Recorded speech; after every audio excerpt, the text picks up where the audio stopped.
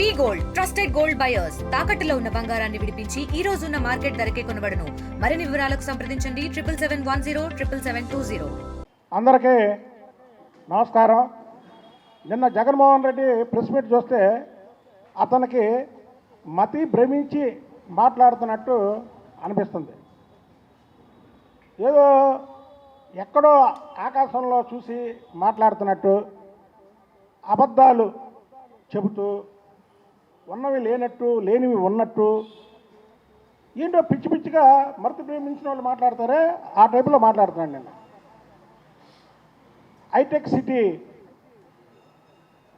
నిద్రమేలి జనార్దన్ రెడ్డి గారు కట్టించినట్టు, అలాగే ఏదైతే హైదరాబాద్లో ఎయిర్పోర్ట్ ఉందో ఆ ఎయిర్పోర్టు వైఎస్ రాజశేఖర రెడ్డి గారు కట్టించారని, ఇవన్నీ చూస్తుంటే ఈ అమరావతి ఇప్పుడిప్పుడే చంద్రబాబు నాయుడు గారి కృషి వల్ల బాగా డెవలప్ అవుతుంది. నెక్స్ట్ ప్రెస్ మీట్లో మా తాత రాజారెడ్డి గారు ముఖ్యమంత్రిగా ఉన్నప్పుడు ఈ అమరావతి రూపకల్పన చేశాడని కూడా చెప్పచ్చు జగన్మోహన్ రెడ్డి. అంటే వాళ్ళ తాత ముఖ్యమంత్రి చేయలే, కానీ జగన్మోహన్ రెడ్డి ఉన్నవి లేనట్టు లేనివి ఉన్నట్టు చెప్పడంలో దిట్ట. ఇవన్నీ చూస్తుంటే అబద్ధాల కాలేజీకి జగన్మోహన్ రెడ్డి ప్రిన్సిపల్లా కనబడుతున్నాడు. అందుకే అతనికి మతి భ్రమించింది అంటున్నాం. చంద్రబాబు నాయుడు గారు 4 సార్లు ముఖ్యమంత్రి, 4 సార్లు ప్రతిపక్ష నాయకుడిగా ఉన్నటువంటి వ్యక్తిని సిగ్గు లజ్జ ఉందా అని ఆయన అడగడం చాలా విడ్డూరంగా ఉంది. అసలు జగన్మోహన్ రెడ్డికి సిగ్గు లజ్జ చీవి నెత్తులు ఉంటే అసెంబ్లీ సాక్షిగా చంద్రబాబు నాయుడు గారిని ఈసారి ఎన్నికల్లో నీకు ప్రతిపక్ష హోదా కూడా రాకుండా చేస్తానని చెప్పి నీకు ప్రజలు ప్రతిపక్ష హోదా ఇవ్వకుండా 11 సీట్లు వేస్తే నాకు ప్రతిపక్ష హోదా కావాలంటున్నావు కాబట్టి నువ్వు అన్న మాట నీకే చెల్లిద్ది. లేదు మీడియా ముందుకు వచ్చి ఆ రోజు నువ్వు ఎందుకన్నావు, సిబిఎన్ సార్కి ఎన్ని సీట్లు వస్తే ప్రతిపక్ష హోదా రాదు అని అన్నావు, నువ్వు చెప్పు. ఇవన్నీ కూడా మతి భ్రమించి మాట్లాడుతున్నట్టు జగన్మోహన్ రెడ్డి మాట్లాడుతున్నాడు.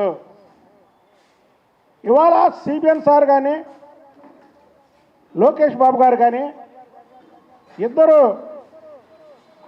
ఇతర దేశాలకు వెళ్ళి పెట్టుబడులు తీసుకురావడానికి అహర్నిశలు కష్టపడుతుంటే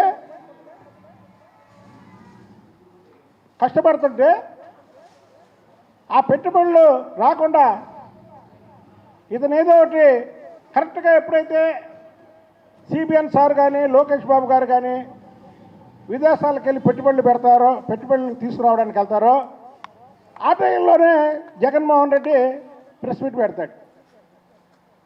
ఏదంటే మేము ఎప్పటి నుంచో చెప్తున్నాం, ఋషులు యజ్ఞం చేస్తుంటే రాక్షసులు పైనుంచి దాన్ని చెడగొట్టడానికి చూసినట్టు జగన్మోహన్ రెడ్డి రాక్షస పాత్ర పోషిస్తున్నాడు. అక్కడ నకిలీ మద్యం గురించి మాట్లాడే అర్హత జగన్మోహన్ రెడ్డికి లేదు. ఎందుకు లేదు అంటే నీ హయాంలో 5 సంవత్సరాలు 2019 నుంచి 2024 వరకు లెక్కర్ షాపులు నడిపింది రాష్ట్ర ప్రభుత్వం పేరిట జగన్మోహన్ రెడ్డి. రాష్ట్ర ప్రభుత్వం పాలసీ ఏమో రాష్ట్ర ప్రభుత్వం, నడిపింది జగన్మోహన్ రెడ్డి. ప్రతి చిన్నపిల్లడికి తెలుసు. Discom boom bam, hello brother, how are you, ఈ పేర్లన్నీ ఎవరు పెట్టారు? ఈ పేర్లు లెక్కర్లు ఎక్కడన్నా ఉన్నాయా? అవి తయారు చేసింది ఎవరు? అవి తయారు చేయించింది ఎవరు? నువ్వు కాదా? నీ పక్కన ఉన్నటువంటి వాళ్ళందరూ కూడా ఈరోజు కూటమి ప్రభుత్వం వచ్చిన తర్వాత సిబిఎన్ సార్ ముఖ్యమంత్రి అయిన తర్వాత ఒక్కొక్కటిగా వెలుగు తీస్తుంది ఎవరు? సిబిఎన్ సార్ కాదా? సిబిఎన్ సార్ ఆధ్వర్యంలో పనిచేస్తున్నటువంటి అధికారులు కాదా? ఇవాళ కల్తీ మద్యం పట్టుబడింది మా ప్రభుత్వంలో అయినా ఈ కల్తీ మద్యం నీ ప్రభుత్వం హయాం నుంచి నడుస్తున్నటువంటి దందా ఇది. మా వాళ్ళు నిజాయితీగా పట్టుకొని అందులో ఉన్నటువంటి తెలుగుదేశం పార్టీకి సంబంధించినటువంటి వాళ్ళు సస్పెండ్ చేశారు. ఇది అనేక మార్లు మేము చెప్తున్నాం, మళ్ళీ చెప్తున్నాం, ఎందుకంటే జగన్మోహన్ రెడ్డి చెప్తున్నాడు కాబట్టి. అదే నీ హయాంలో ప్రజలు అలాగే ఎవరైతే లెక్కర్ తీసుకుంటారో వాళ్ళు నువ్వు కల్తీ మద్యం అమ్ముతున్నావు బాబోయ్ అన్నా సరే, ఒక్కరోజైనా సరే ఈ కల్తీ మద్యం మీద దాడులు చేసావా? ఎందుకు చేస్తావు? కల్తీ మద్యం తయారు చేయించేది నువ్వు. కల్తీ మద్యం ఎక్కడ తయారు జరుగుతుందో తెలిసేది నీకే. నీ హయాంలో వాటి జోలికి వెళ్తే ఆఫీసర్ల ఉద్యోగాలు ఓడగొడతామని అందరూ కూడా కళ్ళుండి చూడనటువంటి ఆఫీసర్స్ లాగా, చెవులుండి వినబడిని ఆఫీసర్స్ లాగా, నోరుండి మాట్లాడలేని ఆఫీసర్స్ లాగా పనిచేయచ్చు.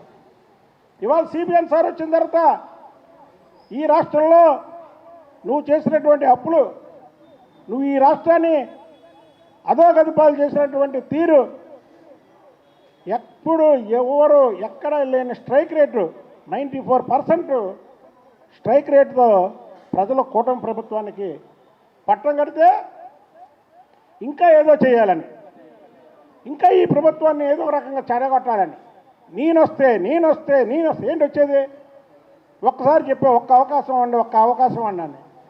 ఒక్కసారి నీకు ఒక అవకాశం ఇచ్చారు. అవకాశం ఇస్తే ఏం చేసావు? రాష్ట్రాన్ని నాశనం చేశావు. కల్తీ మద్యం ఒక పక్క, కాంట్రాక్టులు మరో పక్క, నీ ఇష్టానుసారం దోపిడీ చేసి రాష్ట్రాన్ని అప్పులు ఊపులో నెట్టి కూటమి ప్రభుత్వం సూపర్ 6 పథకాలు పెడితే హేళన చేసి మాట్లాడలేదా? సూపర్ 6 ఎలా అమలు అయింది? నేను ఇంతే ఇస్తానన్నావా? ఇస్తారంటే బడికి వెళ్ళే పిల్లలకి నువ్వు ఇంటికి ఒకరికి ఇస్తే మేము ఇంట్లో ఎంతమంది ఉంటే అంతమందికి ఇచ్చామే. ఫ్రీ బస్సు ఎలాగైద్ది అన్నావు, మేము ఫ్రీ బస్సు ఇచ్చామే. మహిళలకి ఉచితంగా బస్సు ఇస్తున్నామే. గ్యాస్ సిలిండర్లు ఎలాగవుతాయి అన్నావు, గ్యాస్ సిలిండర్లు ఇస్తున్నామే. అన్నా క్యాంటీన్ ఆఖరికి పేదలకు కడుపు కొట్టే అన్నా క్యాంటీన్ తీసావు, దాన్ని పెడుతున్నామే. ఇవన్నీ చేస్తుంటే చూసి వారవలేక నిన్న చంద్రబాబు నాయుడు గారిని సిగ్గు లజ్జ లేదంటావా? నీకు సిగ్గు లజ్జ సీమి నెత్తురుంటే ఈ మాటలు మాట్లాడావు. ఇవాళ 2019 ఫిబ్రవరి 14న 70,000 కోట్లతో డేటా సెంటర్ అప్పటికి సీఎం సిబిఎన్ సారు శంకుస్థాపన చేశారు. దాన్ని నువ్వేం చేశావు? నువ్వు వచ్చిన తర్వాత 2020లో అదే డేటా సెంటర్ని 21,000 కోట్లకి తగ్గించి మళ్ళీ నువ్వు శంకుస్థాపన చేశావు. సిగ్గు లేకుండా అది నా క్రెడిట్ అని చెప్పాడు జగన్మోహన్ రెడ్డి. జగన్మోహన్ రెడ్డి నీ రాజకీయ జీవితంలో ఇంతకన్నా దిగజారు అని ప్రతి ప్రెస్ మీట్లో చూసి మేము అనుకుంటాం. అయితే సారీ అంచనాలను తారుమారు చేస్తున్నాడు జగన్మోహన్ రెడ్డి. అంటే దిగజారడం ఇంకా ఎక్కువ దిగజారిపోతున్నాడు. నిన్న మాట్లాడిన మాటల్లో ఒక్కటైనా నిజముందా? హైటెక్ సిటీ నిద్రమల్లి జనార్దన్ రెడ్డి కట్టించారు. హైదరాబాద్లో ఎయిర్పోర్టు వైఎస్ రాజశేఖర రెడ్డి కట్టించాడంటే పైరున్న వాళ్ళు కూడా నవ్వుకొని ఏంట్రా నాయన ఈ మాటలేంటి ఏంటి అని నవ్వుకుంటారు వాళ్ళు. చిన్నపిల్లలని అడిగితే చెప్తాడు హైటెక్ సిటీ ఎవరు కట్టించారు అంటే చంద్రబాబు నాయుడు గారు. నిద్రపోయే చిన్నపిల్లలను లేపి హైటెక్ సిటీ ఎవరు కట్టించారంటే చంద్రబాబు గారు అంటారు. దాన్ని కూడా మారుస్తావా? అసలు నీకేం కావాలి? ఈ రాష్ట్రాన్ని నాశనం చేయడం నీకు కావాలి, నీ వల్ల కాదు. ప్రజలు ఒకసారి అనుకున్నారు ఏదో నీకు అవకాశం ఇద్దామని, ఇచ్చావు. ఎవరైనా ప్రభుత్వం వస్తే ఫస్ట్ దేవుడి దగ్గర కొబ్బరికాయ కొడతారు, కొట్టి ప్రభుత్వాన్ని స్టార్ట్ చేస్తారు. నువ్వేం చేసావు?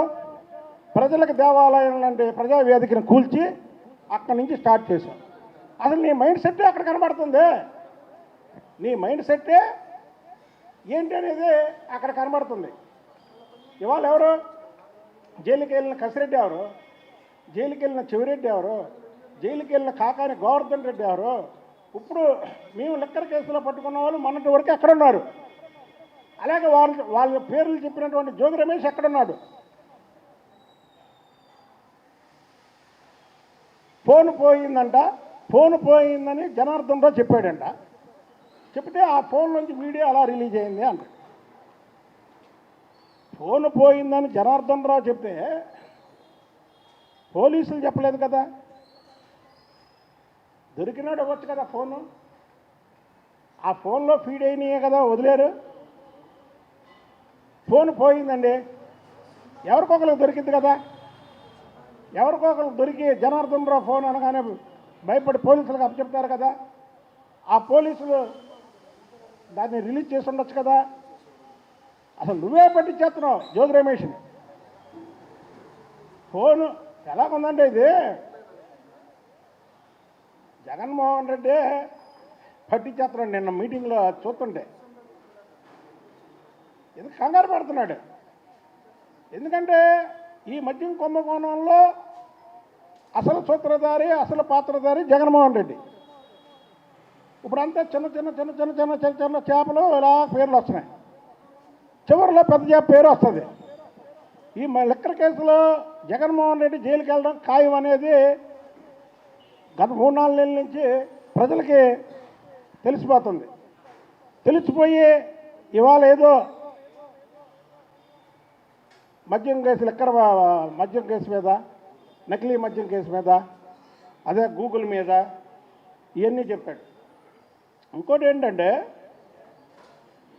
డేటాకి మైండ్ని పెడితే ఏఐ అయితే అంట జగన్మోహన్ రెడ్డి చెప్పాడు నిన్న. మరి కాలు చేతులు పెడితే ఏమైద్దో అది కూడా చెప్పాలి. మైండ్ పెడితే ఏఐ అయిద్దన్నాం, కాలు చేతులు పెడితే ఏమైద్ది అది కూడా చెప్పు. ప్రెస్ మీట్లో ఇవన్నీ మాట్లాడేది, ప్రెస్ మీట్లో మాట్లాడేది ఏదో నేను ఉన్నాను అని నిన్న ప్రెస్ మీట్ పెట్టి అవాకులు చవాకులు పేలడం. రాష్ట్రం గురించి పెట్టుబడులు తీసుకురావడానికి సిబిఎన్ సార్ ఏమో ఇతర దేశాలు వెళ్ళి పనిచేస్తుంటే ఒక పక్క వాళ్ళ తనయుడు మా యువ నాయకుడు లోకేష్ బాబు గారు మరో పక్క వెళ్ళి ఆయన తెస్తుంటే ఇవన్నీ చూసి వారవలేంతాను. వాళ్ళ గూగుల్ వచ్చిందంటే ఏంటిది, వీళ్ళ మాటకి ఇంత విలువేంటి అని ఒక వారవలేంతనంతో జగన్మోహన్ రెడ్డి మాటలున్నాయి తప్ప ఈ రాష్ట్రాన్ని బాగు చేద్దాం, ప్రతిపక్ష హోదా కూడా మనకు ఇవ్వలేదు, 11 సీట్లకే పరిమితం చేశారు. మనం కూడా ఈ రాష్ట్రానికి ఒక 5 ఏళ్ళు ముఖ్యమంత్రిగా పనిచేశాం కాబట్టి ఏదో ఉడతా సాయం చేద్దాం అనే మైండ్ సెట్టే జగన్మోహన్ రెడ్డికి లేదు. ఎంతసేపు నాశనం నాశనం నాశనం, ఆంధ్రప్రదేశ్ నాశనం నాశనం నాశనం చేయాలనే ఒక తలంపు తప్ప ఆంధ్రప్రదేశ్ను బాగు చేద్దామనేది లేదు. మిగతా దేశాలలో పెట్టుబడులు ఎందుకు వస్తున్నాయి? ఇక్కడికి కంపెనీలు ఎందుకు వస్తున్నాయి? చంద్రబాబు నాయుడు గారి మీద నమ్మకం. అలాగే అయ్యో ఈ రాష్ట్రం విడిపోయిన తర్వాత ఆంధ్రప్రదేశ్ వెనకబడింది, దాన్ని అక్కడ ఉన్నటువంటి యువకులకి ఉపాధి కల్పించాలి అనే ఒక అంశంతో, మంచి ఉద్దేశంతో, వాళ్ళు మంచి ఉద్దేశంతో సిబిఎన్ సారు, లోకేష్ గారు, అలా పవన్ కళ్యాణ్ గారు వీళ్ళందరూ ఈ రాష్ట్రాన్ని బాగు చేద్దాం అనుకుంటే నువ్వు చేసే పని ఇదా? జగన్మోహన్ రెడ్డి నువ్వు నోరు అదుపులో పెట్టుకొని మాట్లాడాలి. నిన్న చంద్రబాబు గారిని ఏదైతే సిగ్గు లజ్జ లేదని నువ్వు మాట్లాడుతున్నావో, ఒక రాష్ట్ర ముఖ్యమంత్రిగా పనిచేసినటువంటి వ్యక్తి ఎవరు కూడా ఆ మాటలు మాట్లాడు. చంద్రబాబు గారు ఎప్పుడైనా నిన్ను ఆ నీచమైన పదాలు ఎప్పుడైనా వాడాడా? మీ వాళ్ళేవా నీ మీద, మీ వాళ్ళేవా నీ మీద అన్నా. మీరే అంటారు ఆయన వయసు గురించి. నీ తండ్రితో సమానమైనటువంటి వయసు అయింది. ఏదన్నా నిజాలుంటే విమర్శలు చేయి. ఆయన వ్యక్తిగత విమర్శలు ఏంటి? చంద్రబాబు నాయుడు గారు ఎప్పుడన్నా నీ గురించి అలా మాట్లాడా? చెప్పండి. కాబట్టికి జగన్మోహన్ రెడ్డి నిన్న మాట్లాడిన ప్రతి మాట కూడా మతి భ్రమించి మాట్లాడినటువంటి మాటలుగా ప్రజలు మాత్రం అర్థం చేసుకున్నారు.